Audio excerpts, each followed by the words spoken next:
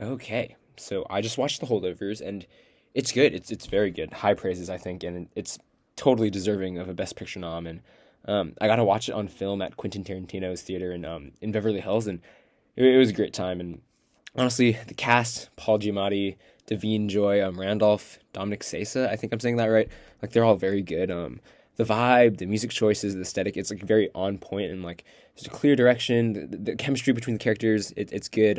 It's a feel good movie. It's dramatic. It's funny. It's serious, and I think there's a good balance in between the tone and everything.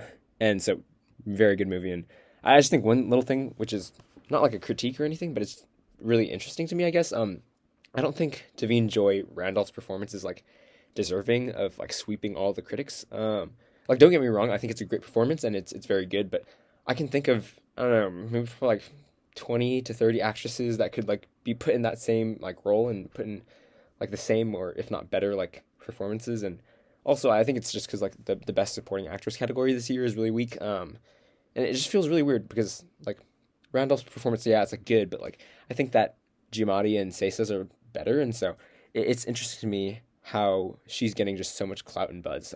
But anyways, it's really good. It's like a slice of life movie where it's just kind of like people doing stuff and talking and interacting, and like that's kind of the charm and the best part of the movie. It's like this real low key, genuine, raw, like subdued picture into their lives, right? And I think what really makes it stick out though is like it's interesting because it has a lot of structure for a slice of life movie. And I think that's what makes the landing really like land and stick. And I think even though like it's mostly kind of you know portrayed and kind of presented as this like wandering slice of life feel, like it follows this really like clear character arc, and like the story structure is very much there. And I think just like general like screenwriting stuff, right? Like we like to see characters grow and change, and typically like you see like character change in a very generic like boiled down formula, right? Like you start with a character that has like some belief or character trait, and then they go on at the adventure of the movie or whatever, and then they learn something on that adventure that causes them to change like that belief or a trait, and like boom, very simple. Like that's just how it works, right? And there's like a couple of examples, right? Like you have this is not a movie, but like MCU's Hawkeye, like Kate Bishop, she's like this inexperienced, idealistic archer who wants to be an Avenger. She wants to be a hero, just like Clint Barton. And she ends up like teaming up with Clint, does some investigating, some fighting, and then she learns that being a hero means that you have to like make difficult choices, that you have to sacrifice, you have to choose good like over bad, even when it's hard, right? Like, and after the final battle, she learns that her mom is the bad guy. She chooses to like let her mom get arrested to not let her escape, right? And she makes the hard choice to do the right thing. So like there's an example there, and like the movie Onward, which is a pretty good movie. I have problems with it here and there, but it's a story of Ian and Barley, these two brothers, are on a journey to like magically bring back their dad who died. And Ian, he's this loser kid who lacks self confidence, right? And his dad died before he was born, so he really just wants to meet him. And they go on this whole adventure, and like they have this whole journey. And Ian realizes that his brother has been like a father figure for him all this time, and Barley is the one who really lacks closure with their dead dad. So like through a whole like series of events, Ian forfeits his right to go see their dead dad, which allows Barley to do so instead and get closure, right? And both of these examples, right, like you see like the characters go through a general change, but the drama, the fulfillment, the satisfaction isn't in the lesson that they learned, right? It's how they act in response to what they learned, right? In both of these examples, and in like just so many other great movies out there, like the character learns something, and oftentimes we don't necessarily fully know what they learned until they act upon it, right? Their action reflects and solidifies what they learned, and it's like a tangible representation of growth. It's like the classic show don't tell, like show me they changed, don't just tell me.